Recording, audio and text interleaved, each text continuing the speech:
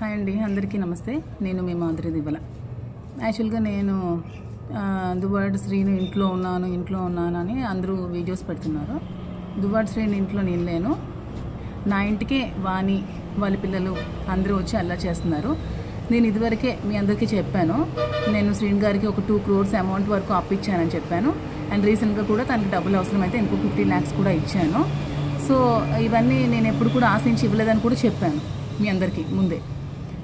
కానీ ఇప్పుడు ఆ శ్రీని గారు ముందు కట్టిన ఇల్లు ఆక్యుపై చేసుకుంది, ఇప్పుడు ఈ ఇల్లు కూడా ఆక్యుపై చేసుకోవాలని మళ్ళీ చూస్తుంది. కాబట్టి నేను శ్రీని గారికి వెళ్ళి అడగడం జరిగింది.